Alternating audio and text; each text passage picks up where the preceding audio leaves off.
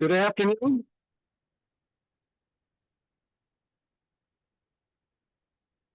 Welcome to the 2025 annual meeting of the Sunriver Owners Association. We appreciate everybody coming out and spending some time with us to hear about what has been happening in your homeowners association. My name is my name is Gerhard Bieden. I am the current board chairman. And I certainly am glad to see all the people here that we have today. This is a great turnout and appreciate you taking the time to do that. I have a slide here that shows the agenda that we will follow this morning or this afternoon. So we have a number of topics to cover. We're going to work really hard to try to get the business portion of this meeting done in about 60 minutes.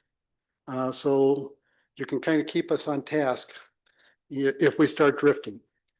The other thing I wanted to point out is if you do want to address the meeting today, there are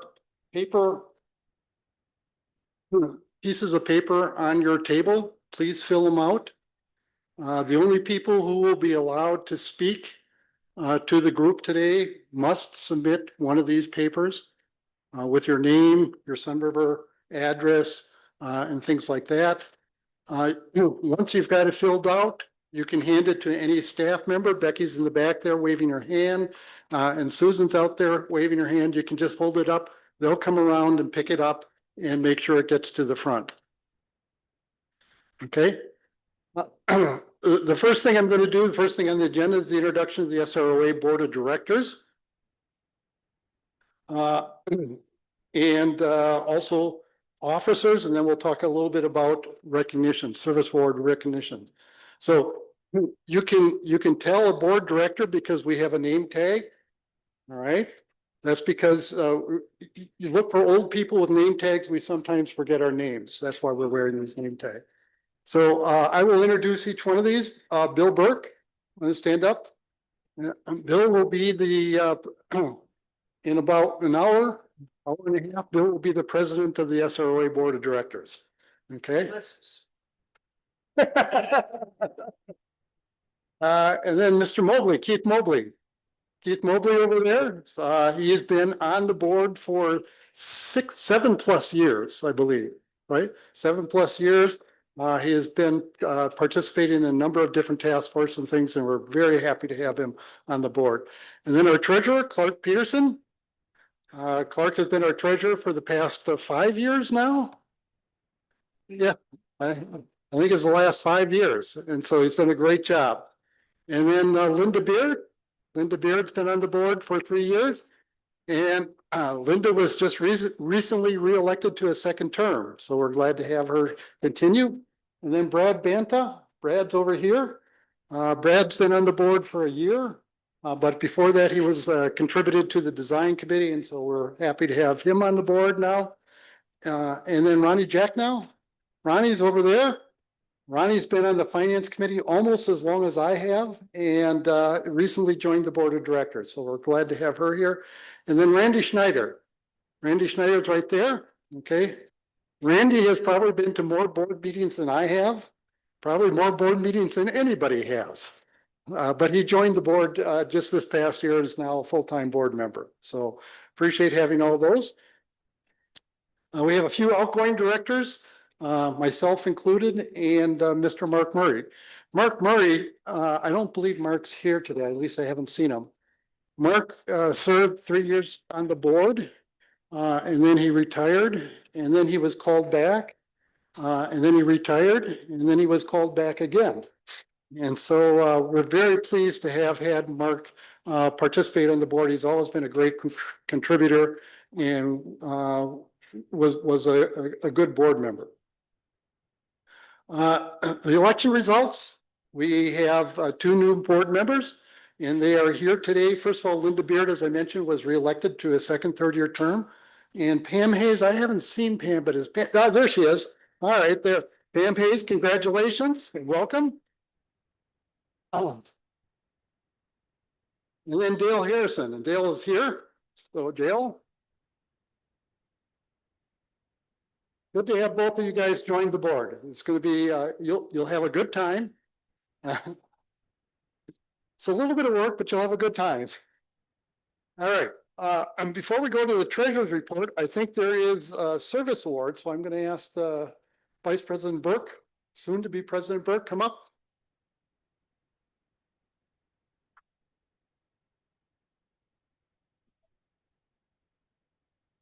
So Gerhard's already feeded a couple of our folks. And a tradition that we have, given the high pay scale that all the volunteer board members have, which equates to one sandwich a month. We like to recognize people that are either exiting entirely or that are reelected. So this year, the two individuals, first I'll go with Gerhard. Gerhard's been volunteering for 9 years, first on finance committee, and then 2 successful terms as president. Beyond that, he's also had a role throughout Sunriver. He's served on the SSD board. That sounds better, huh? For quite some time. And then he has also served on the Sunriver Nature Center board, and he's involved all over the place. So we're lucky to have had him. Part of the recognition is to provide, given that high pay scale, even though in spite of the high pay scale, it's a little token of appreciation for his time on the board, and this is part of our tradition.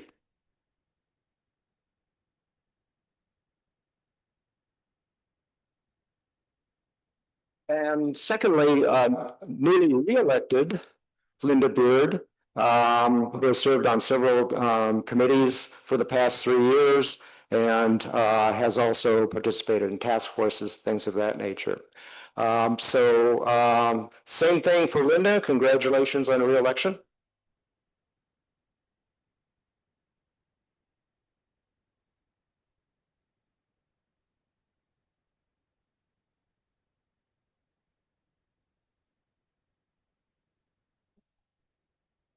All right, next we have Treasurer Peterson.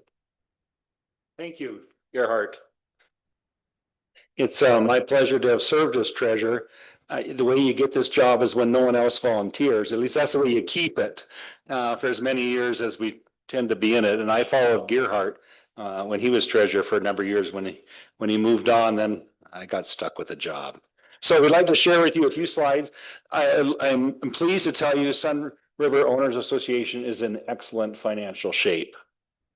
So here's a little summary of our financial situation. Our revenues per year are in the $14 million range, and we'll talk about where those come from in just a moment. And our expenditures are, thank goodness, just slightly under that. We try not to have a deficit budget. We try to have a balanced budget and to keep our expenditures within our revenues. At the end of this last year, we had a $151,000 surplus. We do not have, our managers that work for us in Sunriver do not try to spend their budgets down to the last dollar. They do what needs to be done to achieve the objectives that you as owners have asked for and the board has approved. And if there's money left over, there's money left over. And that money does not stay in the operating fund. It goes back into the reserve fund, and we have a new budget for the following year. Our balance sheet, our total assets are over $40 million, and our liabilities are just $5,700,000, and we'll look at those again, how it breaks down in just a moment. And our retained earnings are 35, almost 36 million. Our cash balances, in addition to all the property and equipment that we own, is over 18 million at the current time.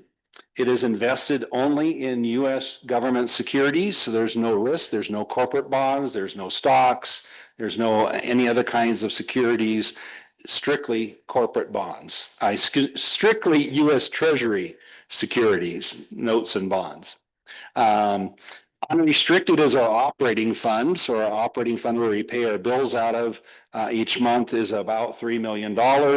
And the rest is restricted to either the reserve fund for regular reserves and replacements, or shark reserves or our rainy day reserves. So here's where our income comes from. Just over half of our income comes from you as your maintenance dues. Last year, that was a little over $8 million. And then we had our increase this last year, I believe it was 3.5%. Then we have program revenue, and our program revenue includes things like the RPP passes for the homes that rent their out and want their guests to be able to use Shark and the other amenities, the pickleball and tennis courts. MPP memberships, the gate at Shark for the public, scene advertising, things like that. And that supplies another $5 million a year.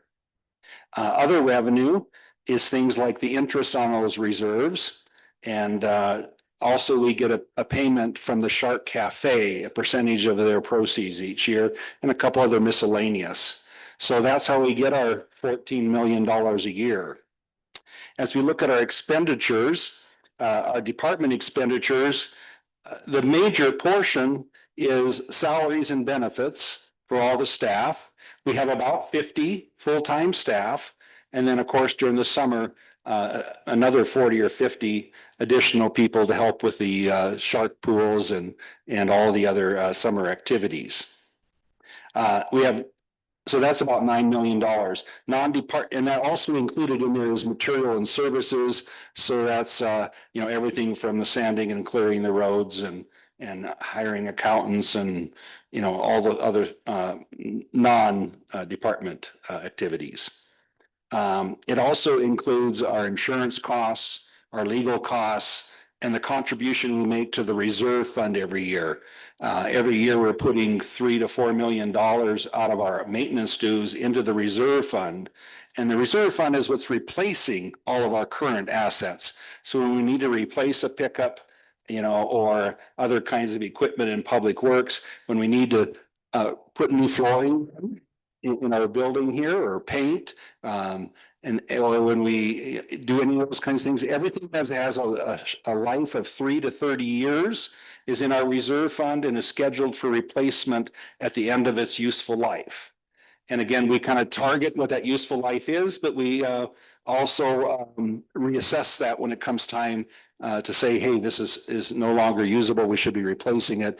We say, oh, can it do another year or two? Do we need to replace it right now or not? So we're very careful with your money. If we look at our balance sheet, as we mentioned, our cash and investments are over 18 million. Our total receivables, which is kind of prepaid items largely, our prepaid insurance, our maintenance fees that you pay in, we only take that money out monthly, even though you might pay for the full year in advance. Our inventory of fuels and merchandise that we sell through Shark and things like that are in the receivables. Our fixed assets prior to depreciations are all our buildings and equipment. And then, of course, accumulated depreciation is the depreciation on those buildings and equipment. So our total assets are over 41 million, and you own that. So besides the value of your home, part of the value of your home is all this common assets that we own together. $41 million. And that 41 million does not include the common land and the value of it, since we can't really use it for anything other than enjoying it. And also doesn't include our roads, which we do own. As we look at liabilities, our total accrued liabilities are over $1 million. A good chunk of that is vacation pay, and some other kinds of deposits that you make with the community development department, pending finishing your job and when you're building a new home or this or that. Deferred revenue, again, is some of those prepaid MPP, RPPs, and maintenance fees that are not yet earned. So that's a little history of our balance sheet. Our cash balances are largely The reserve fund is $13.7 million of those cash balances. The operating fund under 3 million. We do have a rainy day fund that we created a number of years ago in case we had a catastrophic incident in Sunriver, in case the roof collapsed from snow at Shark and we couldn't be using the facilities, or there was fire.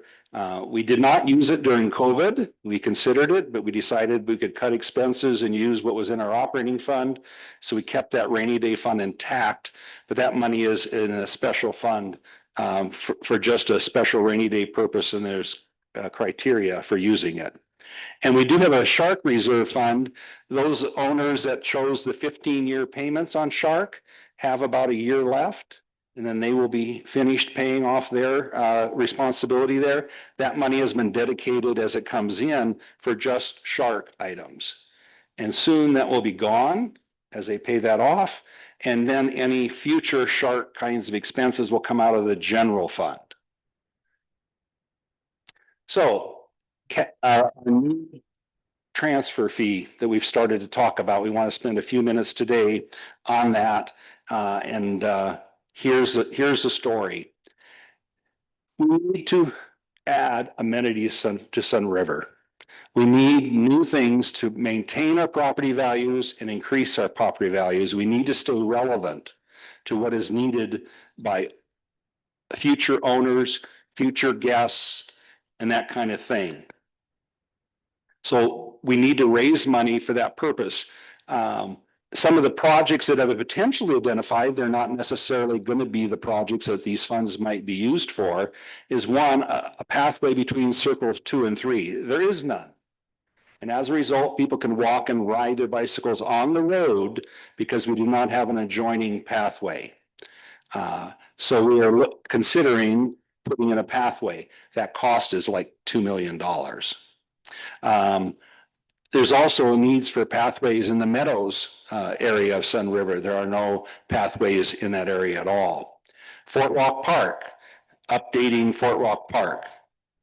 Very expensive. We're talking $750,000 to $800,000 just for phase 1. Shark, people have asked for increasing our fitness center size and increasing the size of the living room. We also looked at regional parks, adding to the Cottonwood Park, restrooms, a pavilion for picnic tables, maybe some play equipment for children, and maybe even a sports court. In Meadows Park, same thing. The park master plan that was adopted several years ago also approved several additional things. And the potential realignment of the Theater Drive, of taking out the big curve, making it straight, and then allowing us to reclaim some land that's around that could be used for other purposes. And of course, our typical tunnels. One tunnel costs $560,000. We've been trying to do one tunnel a year and to slowly get all the tunnels redone. So how are we going to fund these projects? We don't have the money in our operating fund. That's for paying our current bills for electricity, gas, pool chemicals, staff, etc. Our reserve funds, a number of projects we've done the last 5 years have come out of the reserve fund. You know, when you think about the owner pool, we think about the circle here, you know, below the village, and also the Public Works building. We were able to take that out of the reserve fund.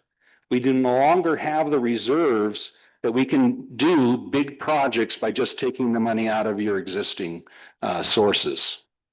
So the alternatives are looking at special assessments or this transfer fee or some other source of revenue. Grants and opportunity funding, not usually available to Sunriver. We're not low income or disadvantaged. We're normally do not qualify for those. We look for opportunities and we take advantage of them if we can, but that's not going to be a source of funding our changes. So the Finance Committee was charged with looking at other sources of funds, and we, after many hours of consideration of different alternatives, the committee that was on, a part of the finance committee, and then the finance committee, and then the board recommended that we institute a capital transfer fee. It would be 0.5% on the purchase price of any home that is sold in Sunriver. It would exempt non-monetary transfers. If you're transferring it from your joint name into a living trust or into an LLC, that would not be subject to this fee. If you transferred it to your personal representative of your state on your death, that's not subject to this fee. If you had a foreclosure and the bank took over the home, it's not subject to this fee. So it's really, as a house is sold, the buyer would be paying 0.5%. This does require a vote of you as owners, and so that's being proposed. It looks now, we were talking earlier about maybe in this early winter here before the end of the year, and now it looks like that vote will not take place until the first half of next year. So you got plenty of time to consider this. We want you to think about it thoughtfully. How much money might that raise? If we look at the number of properties sold the last 4.5 years, here's the numbers. And year to date, we've sold 93 properties have exchanged hands. The average selling price of the properties this year has been $870,000. So we use that in this tabulation rather than the $1 million that I used in my treasurer's column last month. But it all depends on what the average selling price is.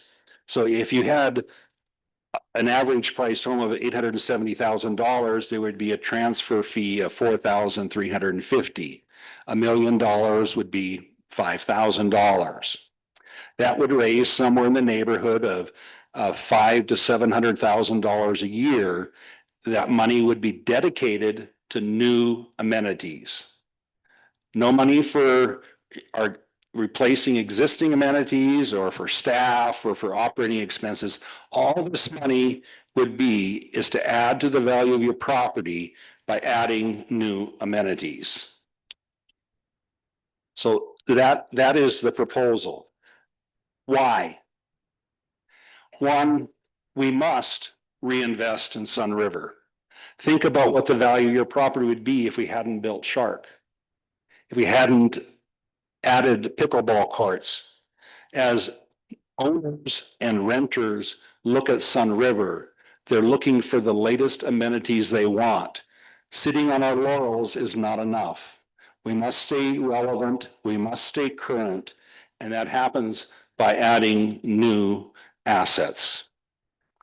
So we think it's very important for all of our values and futures that we continue to do that. We have to look at what future owners want and what visitors desires. We might be complacent and say, oh, what we have is fine, let's just keep it the way it is. When you go to sell your home, that's not how the new buyer is going to look at it. And that's not how, if you're renting your home, those renters are going to look at it.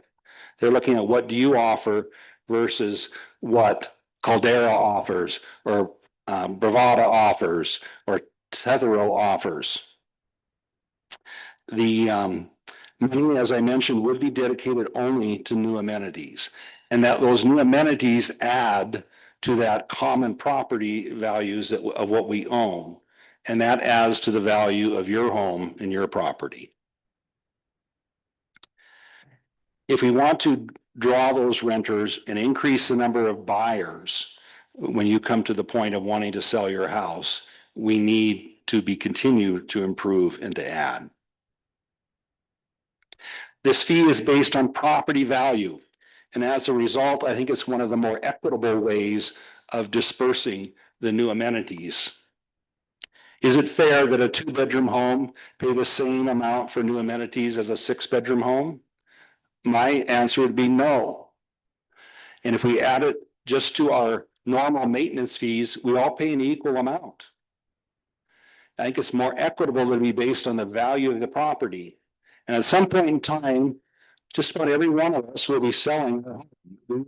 subject to this at some point in time as we look at moving into retirement facilities and assisted living and et cetera, et cetera.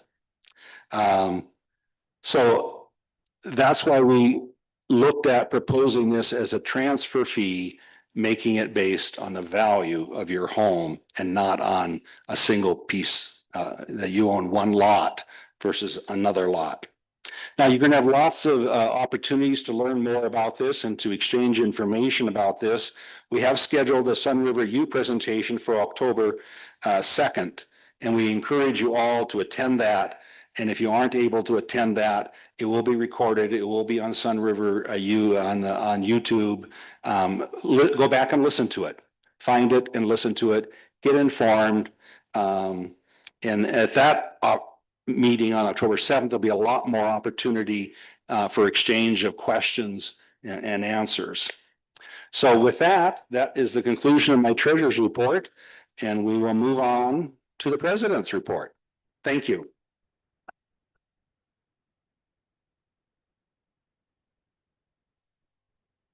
Thank you, Clark. Now, I only have, I think, 15 or 20 slides, so it should go pretty fast.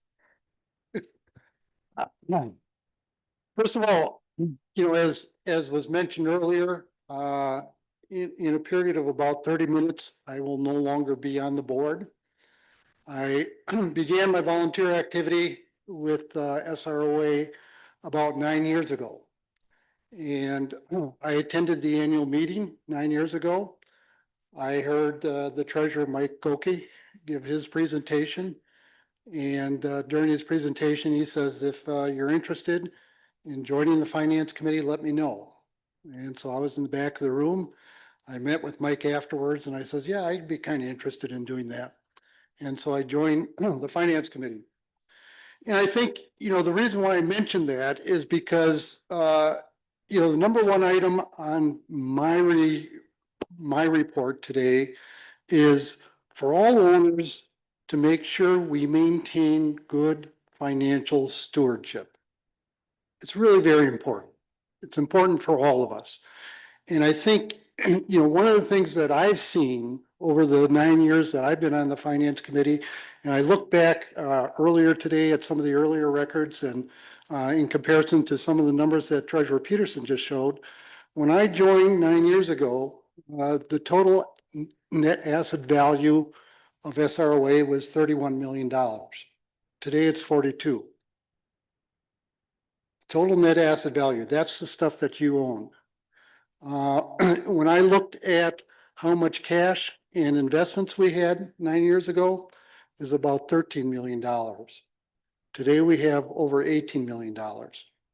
And so again, over the last 9 years, through the work of the finance committee, through the work of our controller, Joel Healy in the back, through the work of James Lewis, our general manager, and all of his staff, we've been able to make Sunriver a much more valuable location, a much more valuable place for us to live than what it was 9 years ago.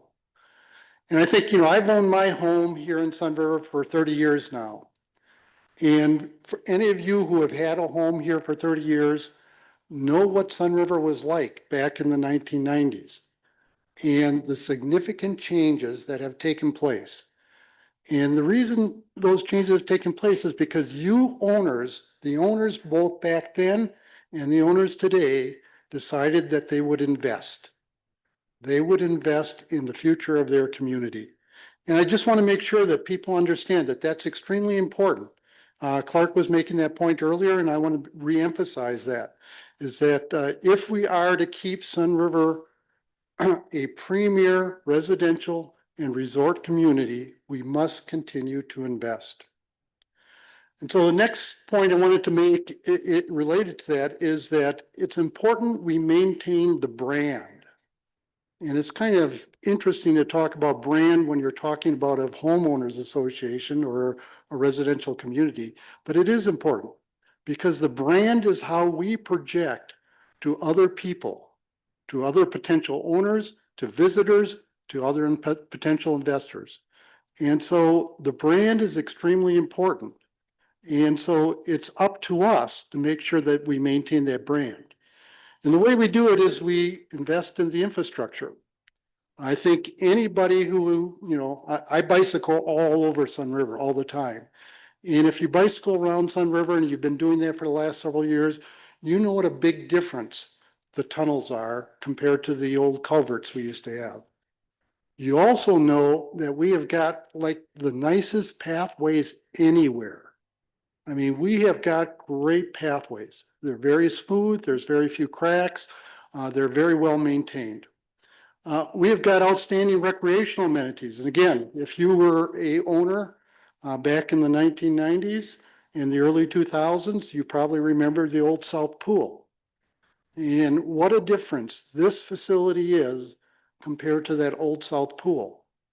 If you're an owner 7 years ago or so, you remember the old North Pool.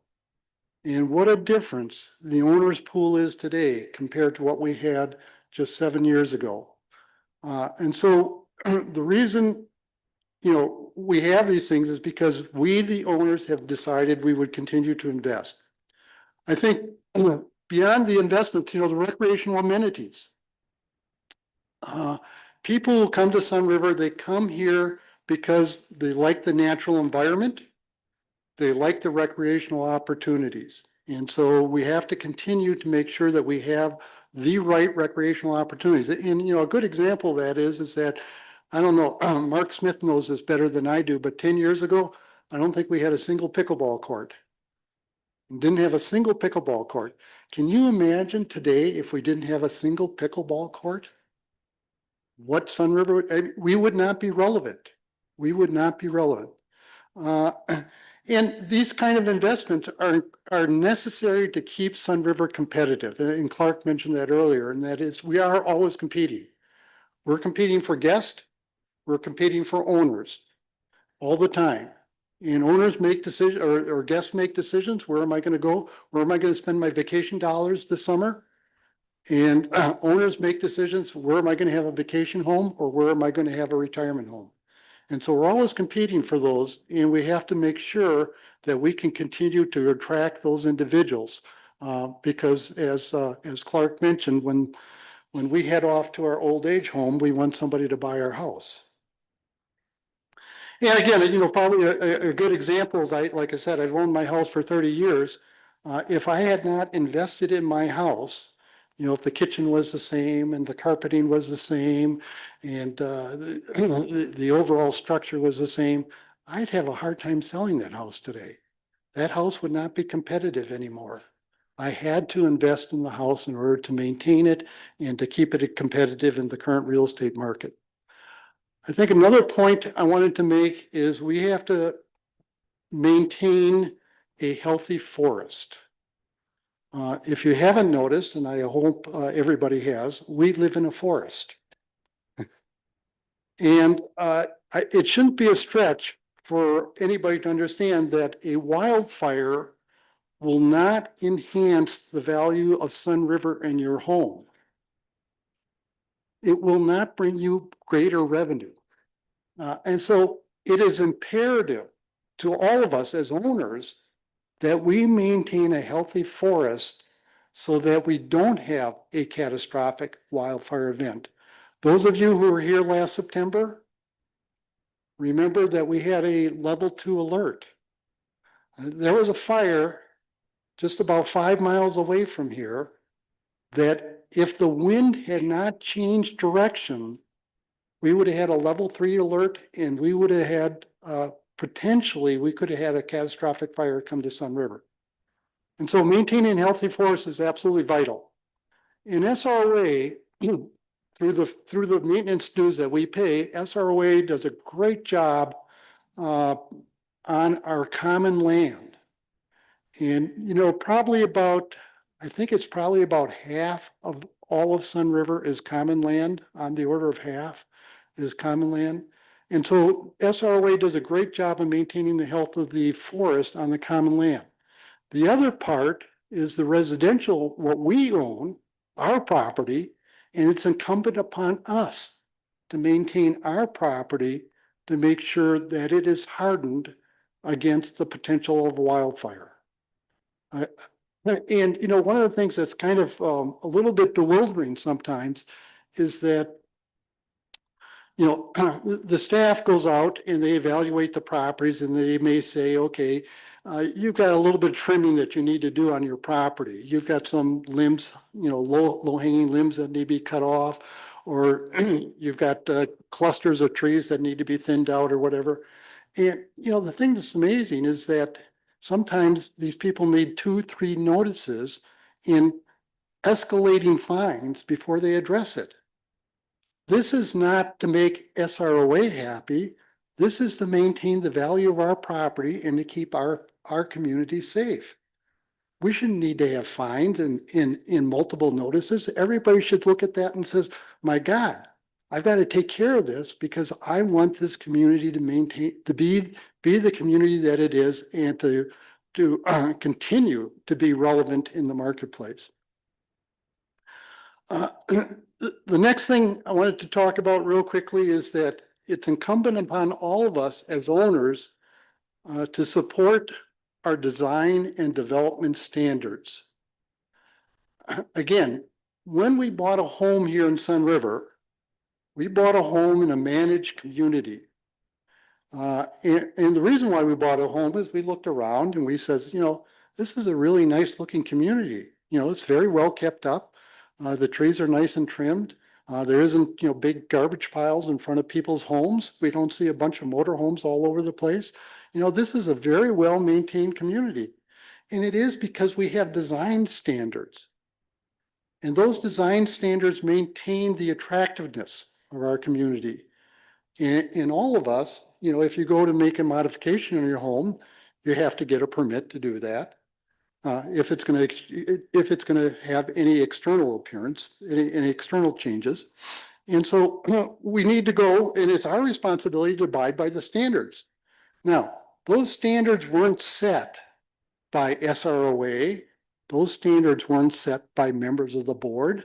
Those standards were set by community members like yourself. They sat down, they had a lot of discussions, they talked about it for several months, even over a year, and they came up with a set of standards. Those are our standards. Now, keep in mind that, you know, the standards aren't necessarily cast in stone. They're changeable.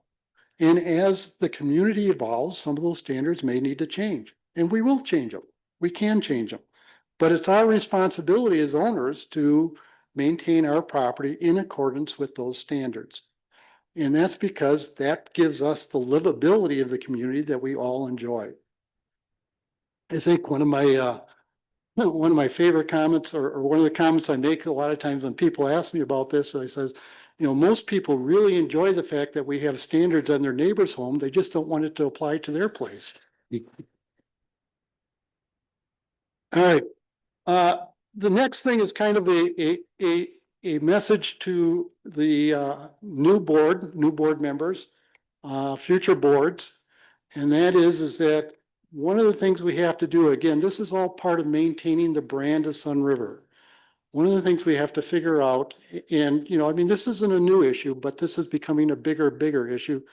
We have to separate motorized vehicles from non-vehicles on our pathways and our roads. I'm glad you all agree. It's not an easy task. It is not an easy task, but there is no need for a vehicle that can go beyond 15 miles an hour to be on our pathways. There's no need for that. You know, I was bicycling, like I said, I bicycle around quite a bit. And I was bicycling off to a meeting at SROA about a week or two ago, and I'm bicycling down the pathway, and what's coming towards me? A golf cart. You know, a golf cart, and he's not going slow. He's going pretty fast. You know, those pathways aren't for golf carts, and they aren't for motorized bicycles that go 30 miles an hour. We have, you know, and again, I bicycle around, and, you know, a lot of times when I'm bicycling, there's these little kids on their little bicycles, and they're weaving around the pathway. And so I have to be very, very careful because, they just don't know quite where they want to go. We have young kids on the pathways. We have people walking dogs on the pathways. And we also have, and this is a little bit of a pet peeve of mine, we have groups of 4 people holding a cup of coffee, walking side by side down the pathways. And I've even had a situation where I have 4 people walking towards me. They're each holding their cup of coffee. They're all having a great conversation. They're walking towards me. I'm on my bicycle. I ring my bell. They're still walking towards me. I ring my bell a second time. They're still walking towards me. I slam on my brake and I stop and they says, "Oh, we didn't notice you." So, but, again, I think, this is it's a big challenge. It's not an easy task, but we have to get those motorized vehicles off of our pathways and we have to get the people off the roadways. And Clark touched on this a little bit, but part of the problem that we have in parts of Sunriver, and I live down in the East Meadow area, is that we don't have a pathway adjacent to the road. It's also true between Circle 2 and 3, as Clark mentioned. If you don't have a pathway adjacent to the road, guess what? People go on the road. That's what they do. And I've seen little kids on their bicycles going down the road, and it's not safe. And let me tell you again, this is with respect to maintaining the brand. As devastating as it would be to a child or to that family if a child got injured on our roads, as a board member, one of the things I got to think about is how devastating that would be to our brand. Can you imagine?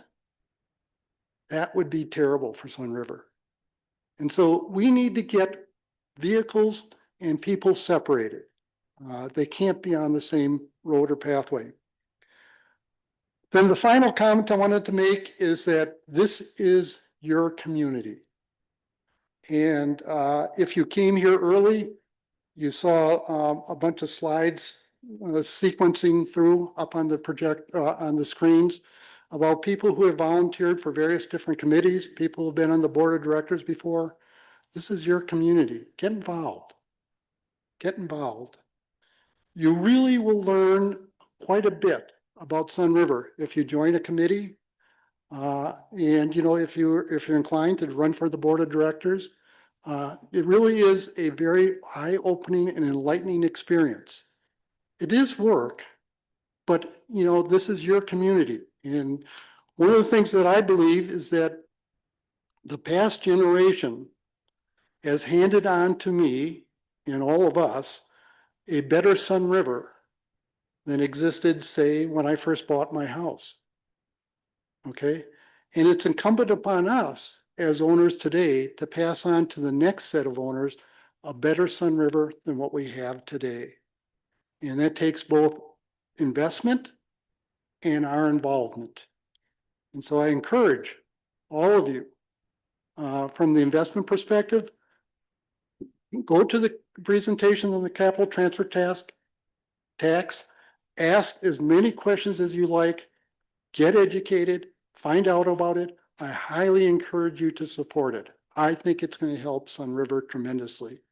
And then secondly, if you got time, if you got interest, get involved in your community. It's worthwhile. Thank you.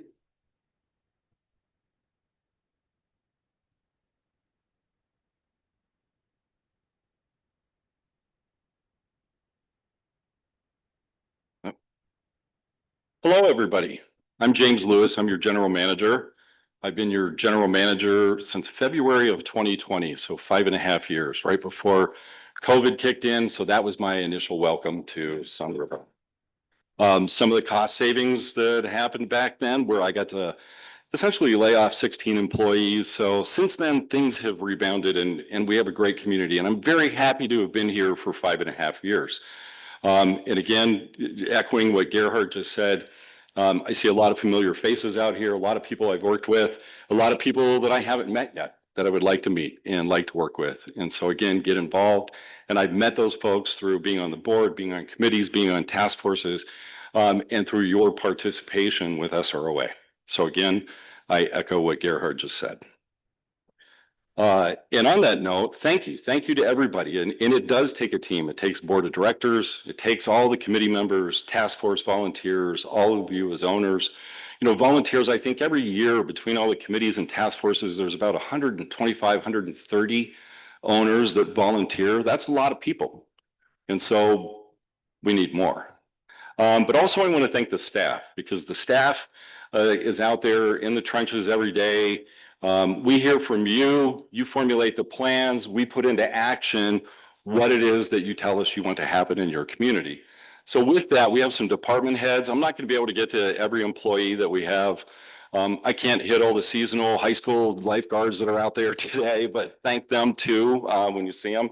But of our department heads, we have Keith Caceres, who's the Assistant General Manager, Susan Berger, our Communications Director, Joe Healy, our Controller, Gary Seifert, he's our IT Director, Becky Sylvester, our Administrative Manager, Jackie Buse, the Community Development Director, Kelly Allen is our Human Resources Director, Mark Smith, who's the Public Works Director, and Patty Gentilomo, who's the Natural Resources Director. So thank you to all those folks and all of the folks that work with that.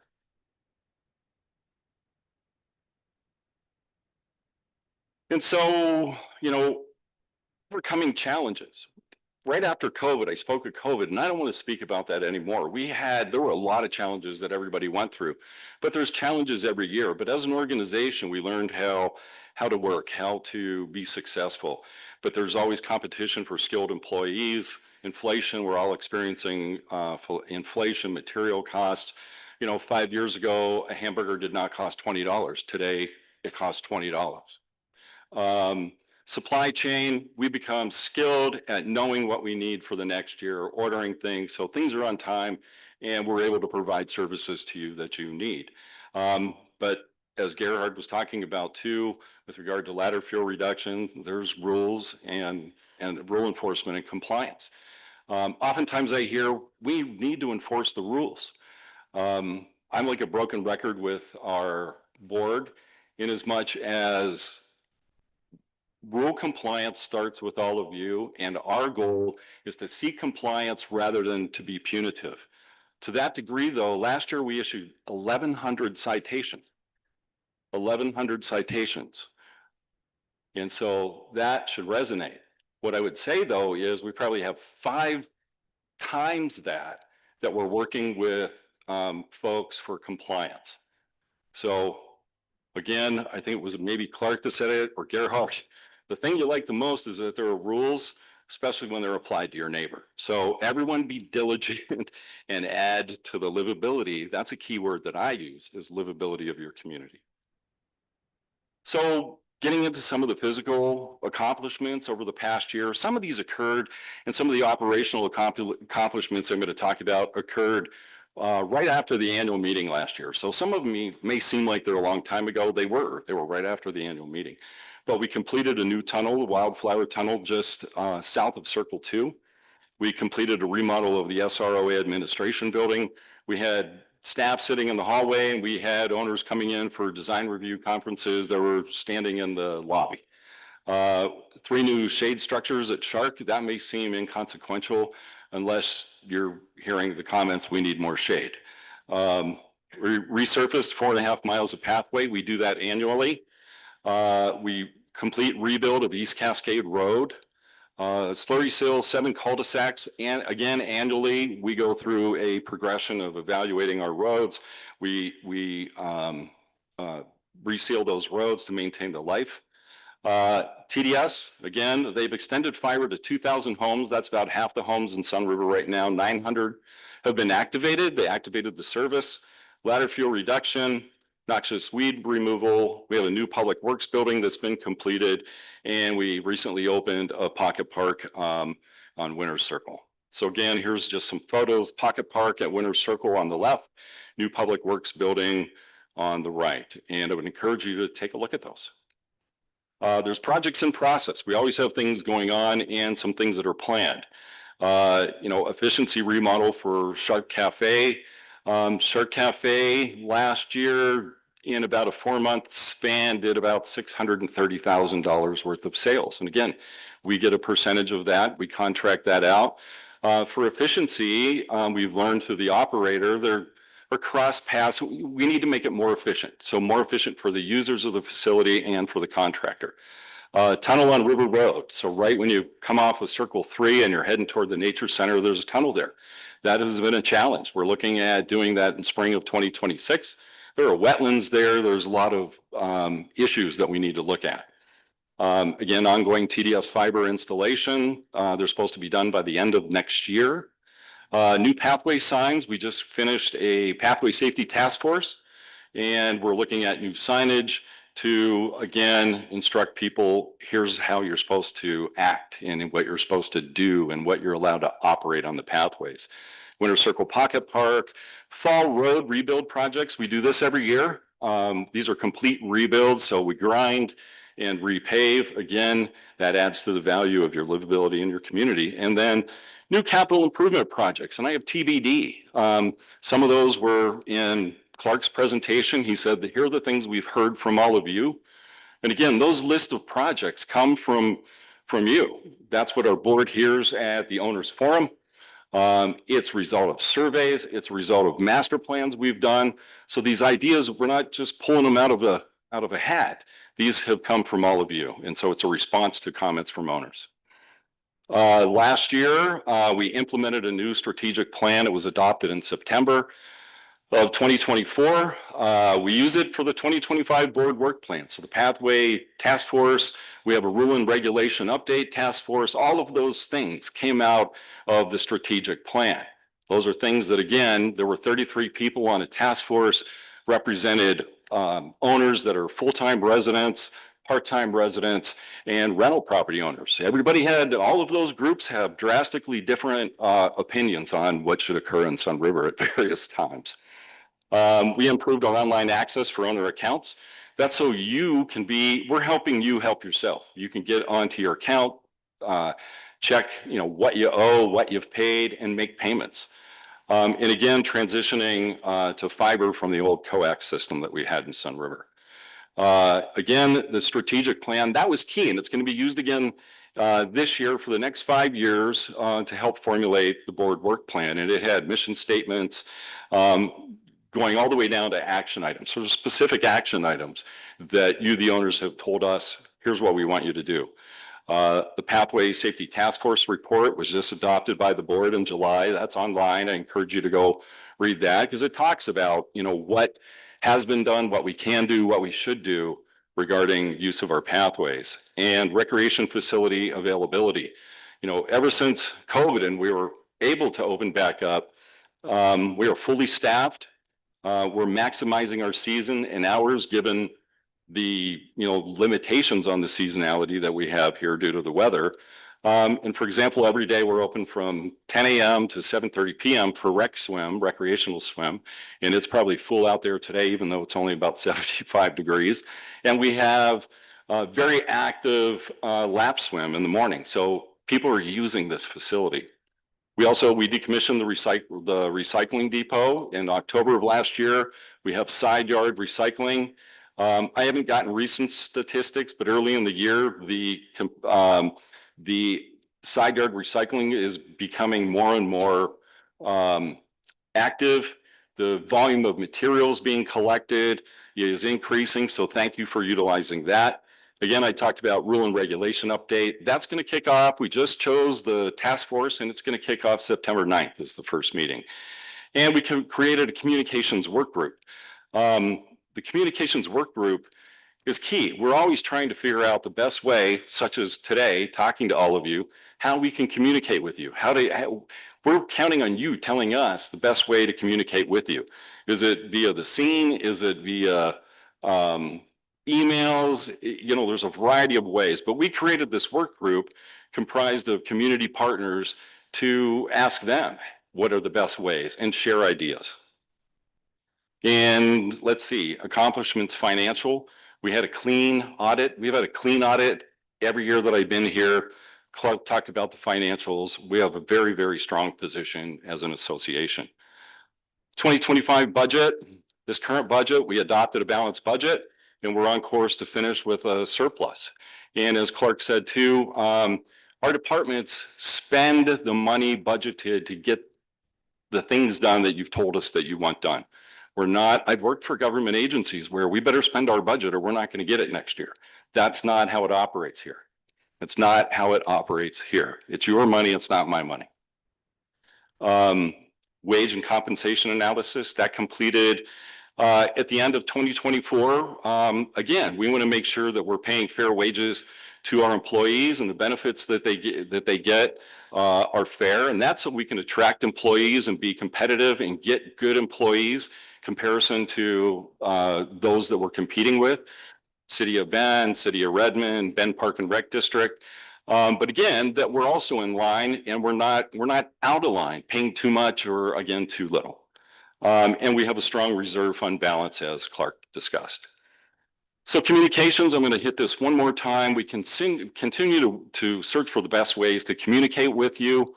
We're going to continue working with owners through the communications work group. But essentially our ability to communicate with you depends upon you telling us the best way to do that and getting contact information from you. So we have about 3,000 email addresses out of 4,000-ish owners. We want all of your email addresses. That's the most efficient way. Who doesn't have one of these in their pocket right now? I see no hands. I could send you all an email and you'd get it right there, except for those of you that we don't have the contact information for. So it's important. Gerhard, did I hit that hard enough? Thank you. Remodel, let's see, 2025, yes, remodel of Shark Cafe. I just talked about that. We also, as Clark talked about, considering expanded elements of Shark. Again, maybe we have about 8 people crammed into the office. It's not efficient. When this facility was built, we could not really imagine, it wasn't imagined how it was going to play out. But again, the owner living room and the patio, the fitness center, it's busy. Those places are busy all the time. And new tunnel at River Road. We're also looking at adding to some of what Clark talked about, regional parks. When we talk about regional parks, at Fort Rock Park, that's existing park. That's our main park that owners and visitors use. It has a variety of amenities. Some of those are old. You know, how many of you remember when we were kids and you had the old merry-go-round, the metal thing that you flew off and you landed in the rocks and you got up bloody? Well, that doesn't fly anymore. So we have conceptual plans to update. And again, that needs to be updated for a variety of reasons, for attractiveness, usability, ADA compliance, which is very important today. Cottonwood Park and the Meadow area. Those are at the north and south end of the community. Developing some of those as regional parks takes some of the pressure off of Fort Rock Park, and it provides amenities closer to where some of you may live. Circle 2 to 3 pathway, very important.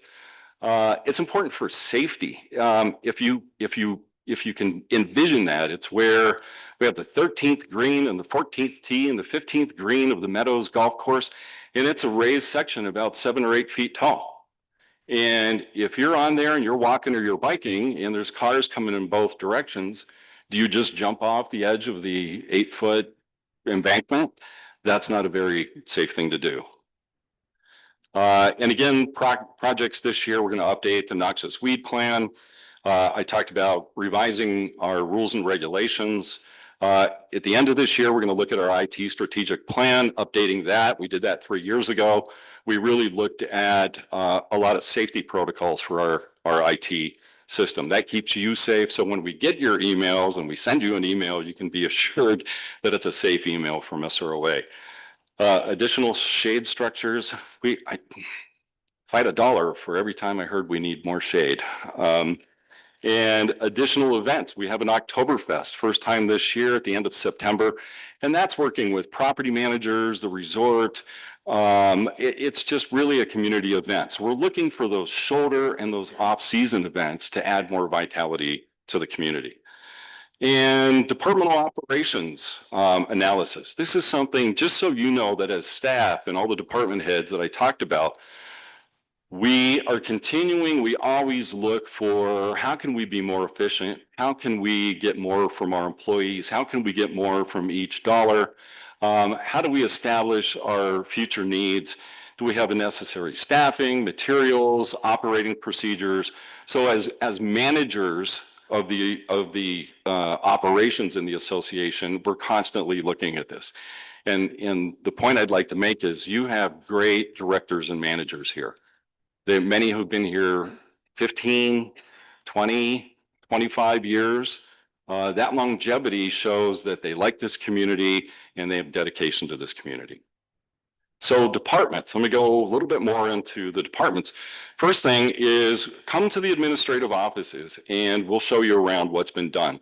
The administrative offices were 25 years plus old. So just like your house, things need updating. The improvements that were done there are another 25 to 30 years to 40-year improvements. It's pretty much, we try to think that far ahead to meet all of our needs.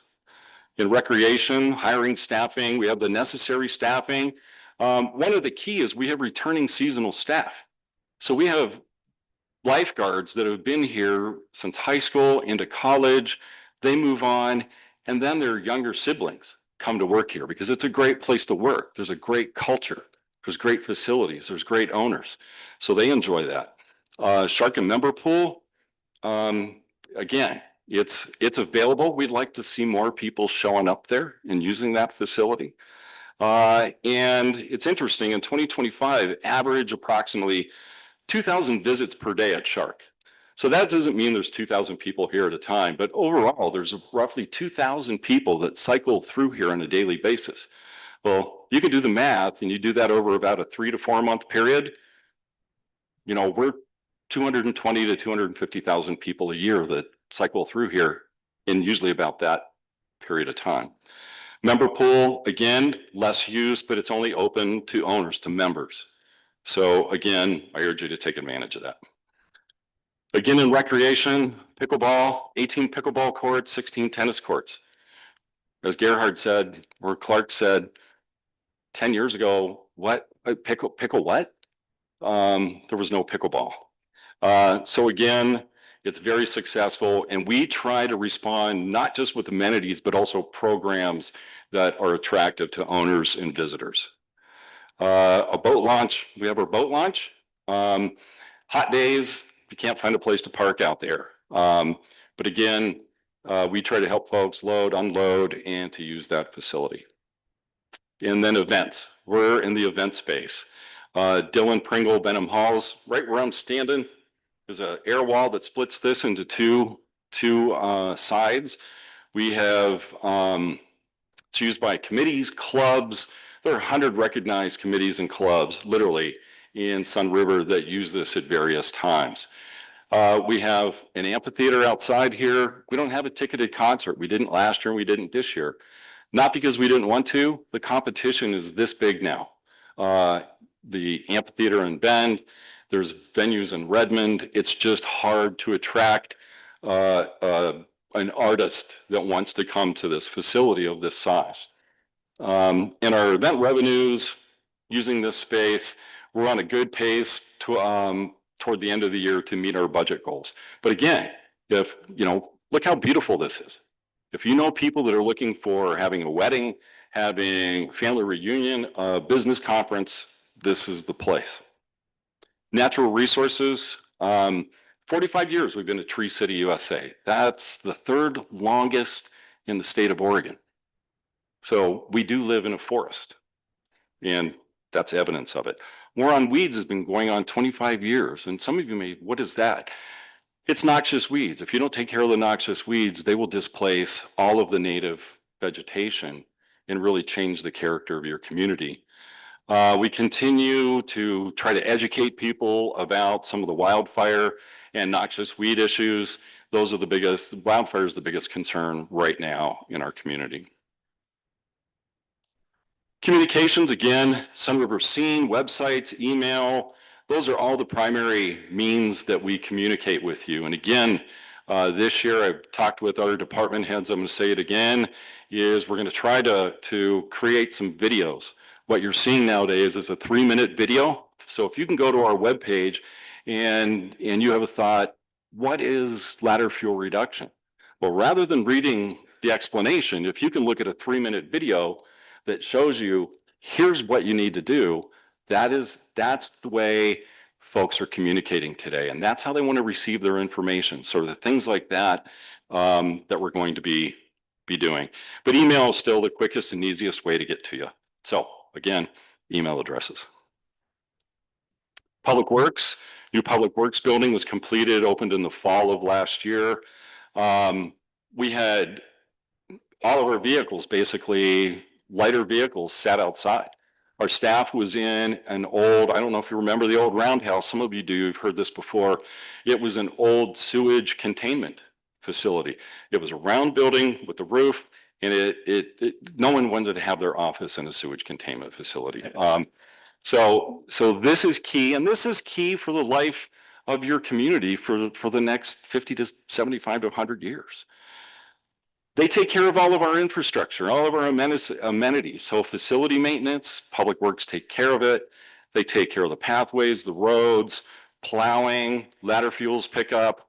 Plowing is key. It's key for emergency services. So again, when you hear the snowplow go by in the middle of the night, know that you're waking up for a good reason. It keeps you safe. Financial management, asset protection, clean audit every year. Not only a clean audit, I mean, there's really, I think the auditors, to show that they're earning their money, are trying to find things to tell us to do. Because it's very, very strong financial management.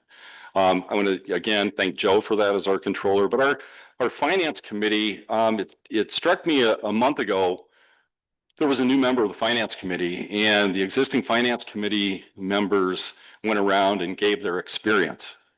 And I sat back and I was like, they could run any Fortune 500 company with a degree of experience. And that's very, very important. Because at the bottom at the end of the line here, we can try to provide all these things, but we need to have the financial ability to do so. So part of that, I talked about the wage analysis. We track home sales, 90 plus home sales so far this year. Last year was about 130 some, year before that 150. The most was during COVID. We had just shy of 300 home sales. And that was because we had people looking to leave the big cities and come to Sunriver where it was safe. Things have stabilized a little bit. IT is behind everything we do. I wouldn't be able to give this presentation if we did not have IT. So it doesn't matter. It can be natural resources out in the field. It can be public works out in the field.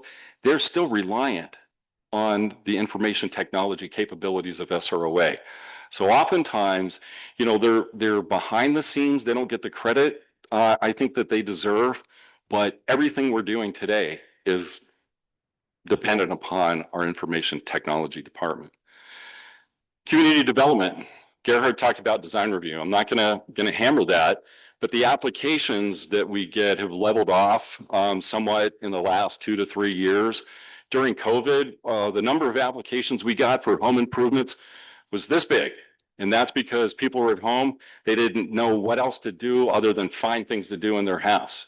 So there were repairs and replacements, and it was great. It's stabilized a bit now, but again, when people make those improvements to their home, it adds to an improvement to the community and value to the community overall. So, and then human resources, we have engaged employees. We work safely. I won't read everything, a lot of words on here, but we have been acknowledged by SAFE with regard to how safe our employees are. We value our employment. Again, 51 full-time staff accounts for 390 years of experience, 7.5 years. That's gone down a little bit, but part of what I'm experiencing now with my daughter who's 26, my son who's 21, and you watch what's going on in society. It's tough to find those people that want to work one job for 30 years. It's tough. But we have been successful because of the culture and keeping employees and attracting employees. And also create a workforce with heart. We talk to all of our employees all the time that they don't work for me, they don't work for their director, they work for all of you. And so they're trying to please everybody. And you know how easy that is all the time. But they're always trying to please you. They're trying to do the best job to make this community very valuable and livable community. On that note, we have, that was adopted about 6 or 7 years ago, the Sunriver Code of Civility, and it's in our rules. And basically, I'll let you read it, but it's saying when you're interacting among each other, when you're interacting with staff, be civil. And if you are not, you can be penalized. You can receive a citation. And so we try to keep a degree of civility and respect in our community. And so with that, developed this a couple years ago, and you'll see these stickers, Sunriver Peace Pledge, pledge to be kind, welcoming, patient, respectful, accountable.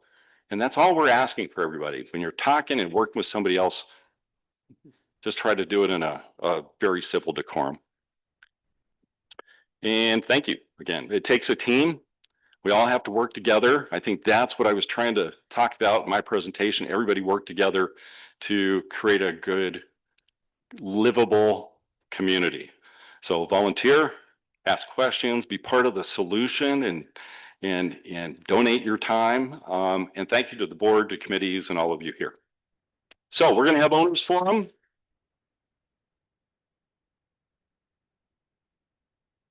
Thank you. We're going to try to keep the comments to 3 minutes. Gerhard has a list here. He's going to read the names, and you're going to come up here and you're going to look at all of your owners and provide your comments. Okay.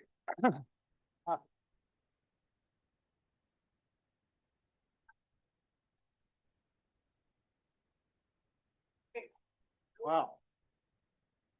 We got quite a few people who want to speak. So again, it's very incumbent that you keep your comments to 2 to 3 minutes. After 3 minutes, I'll give you a sign at 2 minutes. At 3 minutes, I'm going to cut you off. All right. There will be no responses. We are going to record. We are recording this. And if you marked it that you want a response from a member of the board of directors or from the staff, we will get that to you. So the first person is it Griggs Martin? Is that how you pronounce it?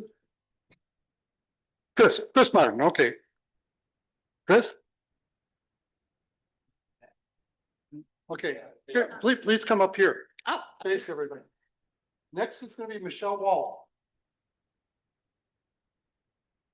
My parents bought the very first model unit ever sold in Sunriver.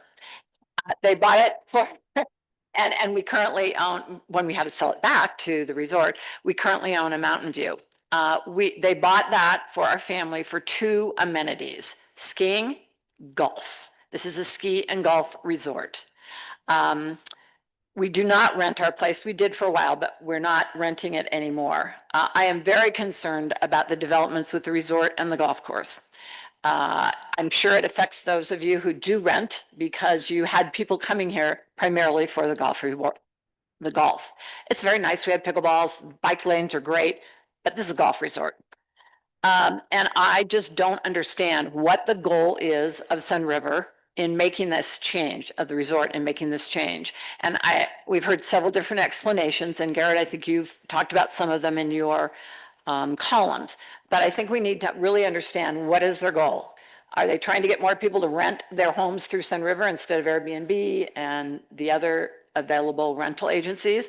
Are they trying to make the resort more fancy, get better golfers here? I don't know what the goal is. If we know what the goal is, perhaps the Owners Association can work with the resort to come up with an alternative that serves their goals as well as our goals, which are having access to the golf course.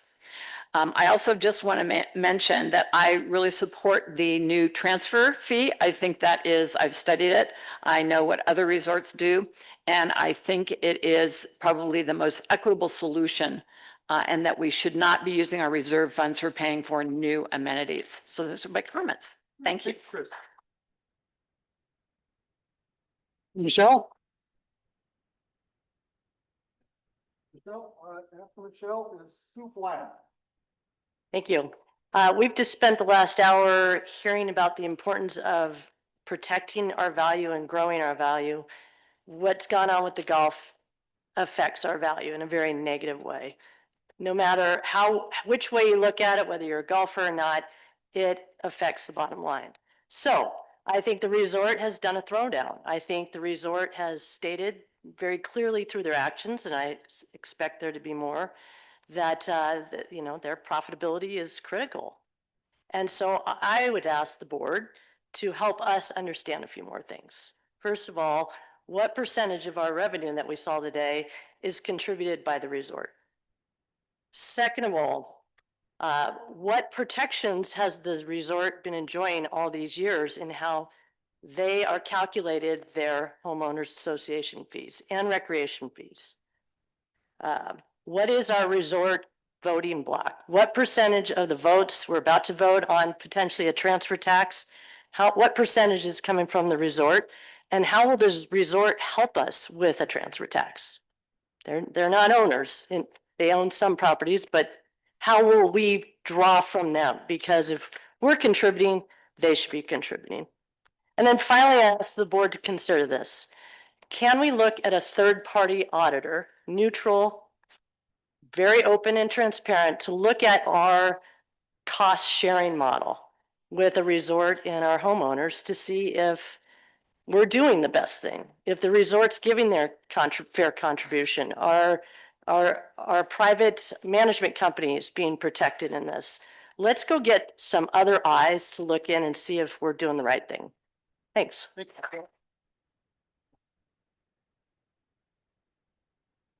After Sue will be Jim Mises.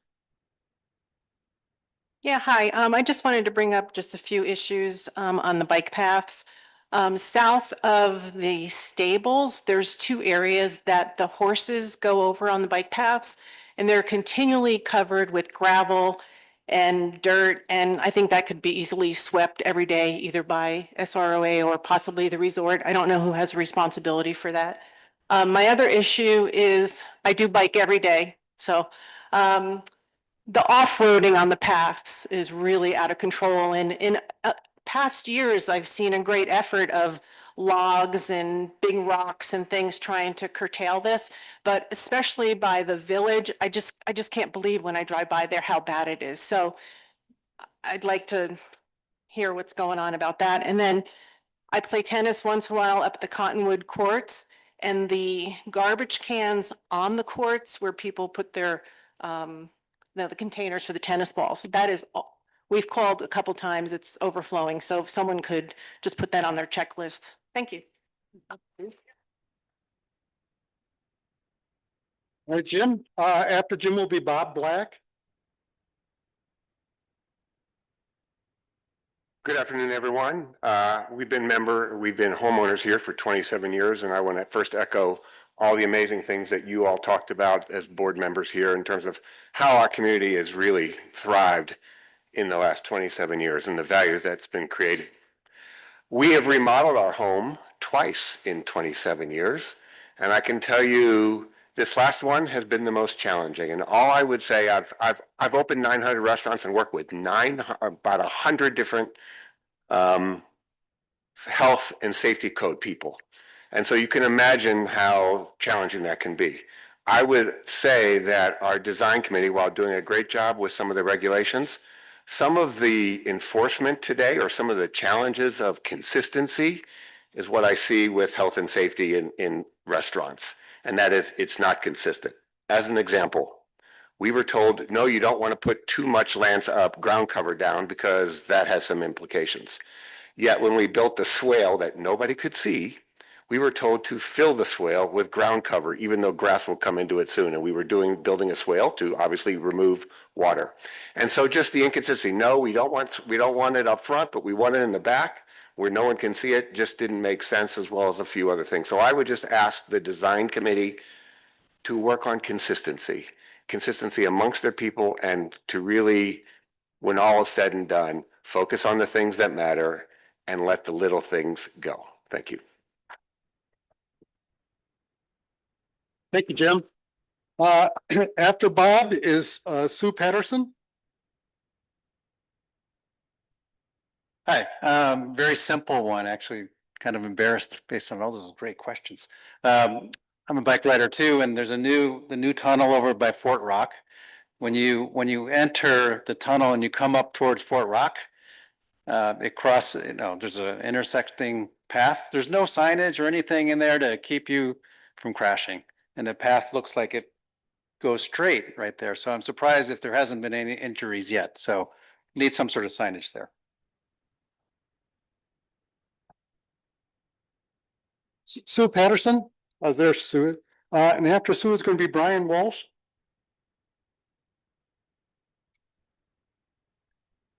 Good afternoon.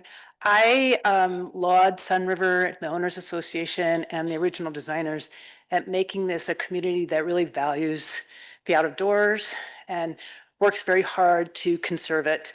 And I know that Sunriver has worked for a long, long time at being one of the leaders kind of in thinking about light pollution. And I'd like Sunriver to think about noise pollution. I think that we are seeing many more private jets flying in that create quite a bit of noise. We have a lot of contractors and other people like landscapers who use machinery on a regular basis that creates a lot of noise. And I think that we could address that as a community. And I think that it would have a great improvement in our well-being and also in making sure that we continue to attract the wildlife that we want in the area. That's it. All right. After Brian is Kevin Mitchell. Okay, Brian Walsh. I'm a visitor of Sunriver for 38 years and a homeowner for 20. And my goal would be, once again, it's been reiterated here, is to reestablish a check and balance between the lodge and the SROA, us. So there's, let's go back in history. There always was this great balance between us, the SROA, the lodge, and the homeowner, and the rental community. That little the triangle has deteriorated. So I really think we need to readdress that. And a lot of the, the agreements that we've had and the premises of the agreements have had, that has kind of gone away. I've heard about the boat launch over the years. I've heard about the airport, the stables, and then I think the tip of the iceberg is now the golf. There was no question that's a shot across the bow. And that will rebalance the rental market in favor of the lodge. And if they have a fixed cost model, it doesn't take a rocket scientist or an analyst to figure out that is in their best interest. So, financially in their best interest. So there are laws about this. I encourage people to look up Section 7 of the Clayton Act, that these are not good things and should be addressed. So I'm not going to repeat a lot of the other stuff. There was one thing that I did notice in the income statement. 1 minute. Okay, so in the income statement, the first half of this year is less than half of the full income statement of last year. Some of these issues that the lodge has done may be addressing these. If everything's focused on their properties, that's what's going to happen. And then the second thing is the transfer fee. And I appreciate the comment, everybody will eventually sell except for the lodge. So they're not going to pay anything that has to do with the transfer fee. So we need to readdress that. So thank you very much. Thank you. Hey, Kevin, next will be Mike Matthews. Thank you very much. I'm owner for the last 13 years and a permanent resident for the last 5 years. I love Sunriver, and one of the things I love most about it, as all of us do, is the amenities. So I am very supportive of the capital transfer tax. I think it's a great idea in order to help further investment in our community. And I would like to encourage the board and also James and his staff to prioritize replacing the existing tunnels, because many of the tunnels, like the one by the Sunriver Nature Center, are unusable with heavy rains and snow. And I'm an avid walker and also biker, and many of these tunnels you're unable to use. And then there's no other way to go around without backtracking. So just prioritize those over some other projects. Thank you very much. After Mike is Ed Stites. Good afternoon. Thank you for all being here. This is fantastic. I'm going to talk about golf. Imagine that. I've been coming up here. We've been coming up for 20 years, been owner since March over in Fairway Village. 128 yards of the crow flies from the golf course. I can't play there unless I want to pay the ridiculous fees. I'm not going to do that. They're average courses at best. They look nice. They have beautiful views, but you can go anywhere around here and play for a better course and a lot cheaper. I don't understand why you have two courses and you can't rotate them. One private, one public. The reserve does that in Aloha. I believe Eagle Crest does that. I know Pronghorn does that. Pronghorn's got a fantastic Fazio course for private members. Never seen it, never will. I played the Nicholas course. It's tremendous. And actually it's cheaper to play for a member guest here. They don't compare, okay? It's like putt-putt golf versus a real golf course. The resort is absolutely trying to cut out the rental market. They're trying to corner it. If I worked for Bennington, if I owned Bennington or Meredith or Mountain Lodge, I'd be pissed. It would actually be lawsuits. There's going to be lawsuits coming because I bought in March. It was not disclosed by anybody. Disclosed by anybody that it was going private. Not a good thing. We should charge them $50 a round for a golfer. They drive on our roads. They're all leaving the course. Not that I would know this from experience, but I know this from experience. A lot of them are drinking like fish and swimming like drunks. Maybe it's time to charge for that because that's just downright not safe. If they can't figure this out, maybe we should boycott them completely. If you local businesses around here, maybe we'll boycott you if you don't get involved as well. And I don't want to do that, or maybe levy a tariff. They seem to be working.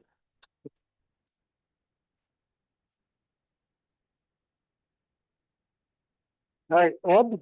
After Ed is Ruby Price. Hello, my name is Ed Stites and I'm a 30-year owner here. And I absolutely love Sunriver and we look at it as a privilege to be able to live here. I'm concerned about the bike situation. I read in the scene that we have had fines for people who ride e-bikes, and the fines have been increased, even if you'll read the report, up to $250 for a violation. And repeatedly over the years, we've heard, this is a very difficult thing to enforce, but it's time to enforce. And if you need help from us, I think there are enough of people like me that we'd be happy to help with the enforcement. The old Westerns, when the sheriff was in trouble, he just deputized people and the problem was solved. We're willing to do that. Let's get this enforcement going and get the e-bikes off. Thank you. Thank you, Ed. After Ruby is Terry McCarthy. I hope I got that. Thank you. I was working out here in this wonderful facility where I am at least 3-4 times a week, and I saw everyone coming into the meeting. So I'm here. Unfortunately, I saw you coming, and I'm not sure if an email came out to us. I need to pay more attention to the scene and so on about these owner forums. But anyway, I think I might be one of the longest residents. My late husband and I bought our home in 1989 from a skinny but delightful realtor here, named John Fettig. I believe you know him because he was the principal broker, and if he's still there at Sunriver Realty. In fact, I feel like I need to give him a call because John showed us, we're just a young couple, middle-aged. He showed us a number of homes, and we finally bought our home from actually the financial person there. And my late husband insisted on paying John his fee, even though it was a private sale. Of course, that doesn't happen anymore. But John promised that he said, you're buying into a golf community. 1989, I heard another owner here who bought in March, buying into a golf community. So we have that, and people have asked me, is that on the deed? Well, you know, my word is my bond. That's what my dad always said. And we always thought we lived in a golf community where we could golf. Now, my late husband never lived long enough to retire here, but he would be shocked to know that if he were alive, he couldn't golf. And I have remarried, and my husband is a golfer, and this greatly impacts him as well. So I guess my word is my bond. Either John Fettig lied in 1989 and told us that he lied and said or the resort is not backing up their business, because I believe Sunriver Realty is their business. So anyway, you know, I think we need to think about this. Thank you, Gerhard, for your work with I echo.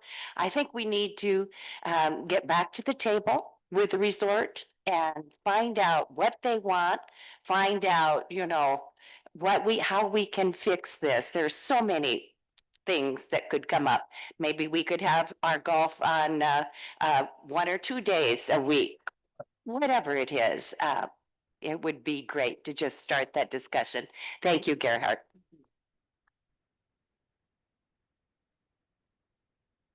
Terry? Okay, here's comes Terry.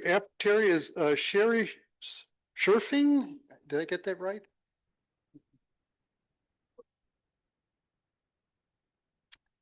Hi, my parents are in the late 90s, and they brought me to Sunriver where there was a big sign out front and a lodge that they were building. So they're one of the very earliest owners, and we're very fortunate now to have taken over their house.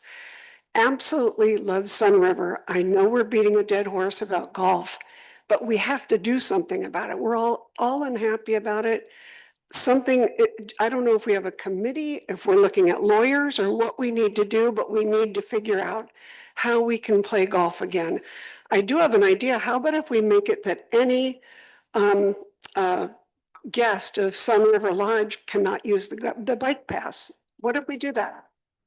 Okay? Or they can't use Shark, or they can't use all the things that we're paying for.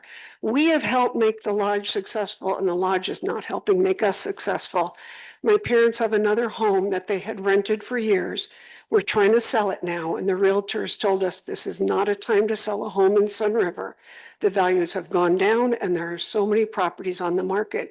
And I know that one of the reasons for that is the fact that it's no longer a golf community. So I really think we need to do something. One other real quick question, and James, I don't know if you're still here. James, you're amazing. You answer the phone, you get back to us. I have to tell you, thank you. I called earlier this year about the mosquitoes. I don't know how you guys feel, and I know that we're getting as much as we can, but somehow we've got to get more mosquito abatement, because we went out yesterday and we had guests and we were just covered. I don't know if anybody else has that problem, but just a thought. Okay, thank you. Thank you. Sherry? After Sherry is Valerie Weimer. Well, I echo what she just said, and I think it's done talking to the Sunriver Resort. I think we ought to be boycotting them. And I like the idea of the charging them to use our paths. The other thing about using paths is I know that the country store and the sides of the streets of Sunriver are sometimes filled with people pulling bikes off.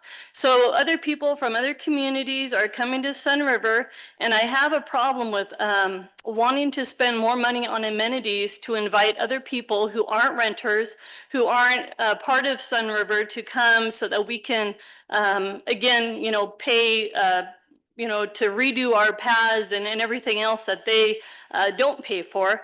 Another thing, they were talking about compliance for trees. Well, we had an arborist come out, paint some red paint over some trees. When he found out one of them wasn't our trees, but it was on Sunriver property, he brought out a brown can of spray paint and painted over it. So they ought to need to be compliant as well. That's it.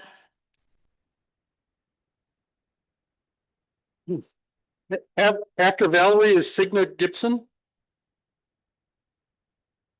Hi, my husband and I brought our kids here when they were tiny, like our daughter.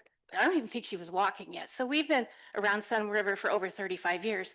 We finally became owners 5 years ago, and we love it here. But we have a primary concern, and excuse me, I was a homeowner president for 6 years. I understand different owners have different needs. I understand that totally. But our primary concern, and I would hope everybody would agree, is wildfire risk mitigation. If a wildfire comes through here, what do we have? We have nothing. So we need to do everything we can do to protect our property. We love the trees, but here's an example. We have a ponderosa pine that's 3 inches from siding. This winter, 2 7-foot limbs fell on our hot tub. Fortunately, we weren't in there, but can that tree come down? No, it's a healthy tree. So we need to stop putting the priority on ponderosas over property and people. We have a ton of trees. We need to be compliant with Firewise. I think owners are complacent because there's a big splash in the scene. We got an excellent rating for ladder fuel reduction. It's only on the common property. Take a look around the neighborhoods. We're a wildfire disaster. Talk to the people at the fire department. There's an expert there. He's been there. I think he's been in this business 35 some years. He said if a fire comes in here, they have to pick and choose who they can help. And with all of the, crap that's all over the place, dead trees, it might be a ponderosa, but half of it's dead. We need to have a fire task force, and we need to use common sense about what can be. We need to also be able to create a defensible space. You were talking about what can we do as homeowners? Well, ponderosa 3 inches from siding is not a defensible space. We're not even compliant with Firewise defensible space guidelines. So that's just our big concern. And I hope that we can get a task force together and get some work done on this before it's too late. Because it's not if a fire comes through Sunriver, it's when a fire comes through Sunriver. So. Thank you.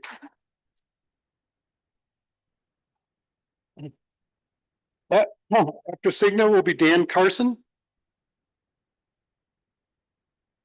Hello. If we're keeping track, we bought our first lot here in 1980. I support capital investment in Sunriver. However, I kindly ask the board to consider when there is a ballot that the owners have a choice of how this might be collected. The transfer fee has been suggested as maybe the only option, but there were some suggestions in the Sunriver scene that folks suggested maybe it could be a monthly assessment and avoid the transfer fee. So perhaps we could have a vote. Thank you. After Dan will be Scott Fenton. Carson. Yeah. Oh, did you say Carson? You're up after Scott Fenton. Okay. I've lived here for 38 years, I think it is, and something like that. And I agree with the comments about the golf course. That's kind of disgusting on their part. But the reason I came up here or wanted a question answered is because I hate surprises. And I've noticed that this tedious organization has been digging up the roads and putting in underground lines and things like that. I was wondering if we're going to be charged for that. As far as you know, we're not. No. Okay, thanks. All right, Scott, Scott Hinton? Fenton, excuse me, Fenton? Okay, all right. George Hinton? Greg, excuse me, yeah, sorry. You did write it right, I read it wrong. I've been called worse today. Yeah, a couple things. So I'm a little concerned with, of course, things we've been talking about on the golf course and stuff like that. I mean, I'm not a big golfer, but I would like to be able to play at least once or twice a year. 2 years ago, the last day the North Course was open, I played golf just by myself. I had a great time. It was a beautiful afternoon. I love playing in the autumn, and now I can't do that. So the equity loss that we've all experienced by not being able to play golf and become members of the golf course is a huge concern to me. Let alone the issue with the renters. So my neighbors on both sides that rent their homes, their guests can't play golf, and they have lost renter income from that. Okay, so there's something that we need to consider there. And I know we talked about the equity issue and being compensated. Another thing, I'd like to get a little bit more instruction from SROA on the process for getting our fiber optic connected to our homes. I know it's on my street because there was a guy there from TDS. This is last fall, and he goes, "Yep, the street's all connected. All we need to do is get the connections to the house." Well, I haven't heard anything, and when I called SROA about that, they didn't really have a good answer for me. It'll be sometime between now and December of 2026. That's not what I'm looking for. I'm looking for something because we were all experiencing a real decrease in our access to the internet right now because of all the visitors that are here walking on the bike paths with their phones, watching films and catching up on their binge watching. So, it's a little frustrating to me that I can't do what I need to do on the internet with any kind of speed when we've got all this going on. You all probably know from my bio that I wrote for the scene, running for the board, that I spent 2 years in Moscow, Russia. And one of the things that I really enjoyed there was the development that we were in. They had tennis courts, and in the wintertime, they would come and pull all the stanchions for the nets out, push all the snow off to the side, and flood it with water. And we had 6 tennis courts of ice skating. Why can't we do that here? We have no ice skating. You cannot go down to the village and skate there. Okay, it would be. I want to see people who are staying in Sunriver to be able to stay in Sunriver to do the activities they'd like. I'd like to see us have groomed paths, cross country ski paths on the golf courses. I hear the resort doesn't want people, on the golf course. Well, I'm sorry, but you got 150 head of elk wandering all over the place out there. Why can't we go cross country skiing on 1.5 feet of snow?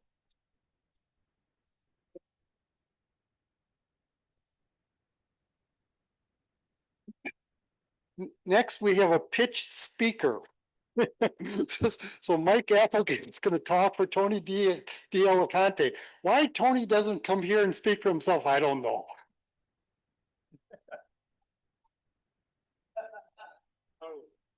I'm Mike Applegate. I'm here speaking for Tony D. Alicante. He's a past board member, and he's just on his way back from Portland. At any rate, he wants. Let me talk to that. Is that better? I thought I was on. Okay, sorry. He's got. First of all, he's opposed to the golf course situation. He lives on the golf course. He's worried about the value of his home, understandably. Number 2, he is against the transfer tax fee. Believes that we have sufficient equity in our reserve accounts to operate any of the new capital investments out of that reserve. Finally, he wants to completely disallow any electric vehicles on the pathways.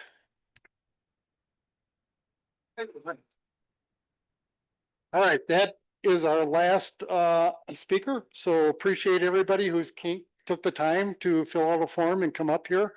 And for those who ask for a response, there'll be a response coming in the next several weeks. Okay. Pardon? Oh, yes. One last thing, there is food in the back. And so this really concludes the meeting. Thank you again for all of you who came here and come